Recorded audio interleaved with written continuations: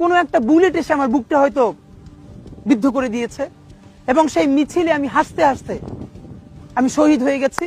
আমি তখন হাসতে হাসতে আল্লাহর কাছে ভীষণ সন্তুষ্টি নিয়ে পৌঁছতে চাই যে আমি একটা ন্যূনতম ওই জীবনটা লিড করতে পারলাম, যে আমি একটা ইনসাফের হাসি নিয়ে আমি আমার আল্লাহর কাছে পৌঁছতে চাই। হায়াত মৌতের মালিক আল্লাহ, ন্যূনতম সিকিউরিটি নিয়ে চলাও হলো সুন্নাহ।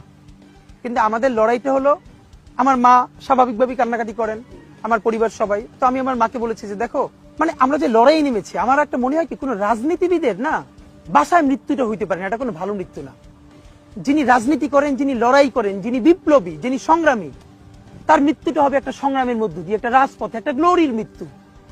আমি তো ভীষণ ভাবে প্রত্যাশা করি, আমি ছোটবেলা থেকে এই স্বপ্নটা দেখি, অনেক জায়গায় বলেছি যে একটা তুমুল মিছিল হচ্ছে অন্যায়ের বিরুদ্ধে, সেই মিছিলের সামনে আমি আছি, কোনো একটা বুলেট এসে আমার বুকটা হয়তো বিদ্ধ করে দিয়েছে এবং সেই মিছিলে আমি হাসতে হাসতে আমি শহীদ হয়ে গেছি। এবং সবাই যখন মৃত্যুটাকে ভীষণ ভয় পায়, আমি তখন হাসতে হাসতে আল্লাহর কাছে ভীষণ সন্তুষ্টি নিয়ে পৌঁছতে চাই যে আমি একটা ন্যূনতম ওই জীবনটা লিড করতে পারলাম, যে আমি একটা ইনসাফের হাসি নিয়ে আমি আমার আল্লাহর কাছে পৌঁছতে চাই। সুতরাং আগামী 50 বছর বাঁচলাম, কোনো ইম্প্যাক্ট তৈরি হলো না আমারে দিয়ে, দেশের জন্য, রাষ্ট্রের জন্য, উম্মার জন্য, জাতির জন্য। কিন্তু আমি ধরেন 5 বছর বাঁচলাম, সেটার মধ্য দিয়ে যদি আগামী 50 বছরের ইম্প্যাক্ট তৈরি হয়, তাহলে অনেকদিন বেঁচে থাকায় কি সাফল্যের বলেন?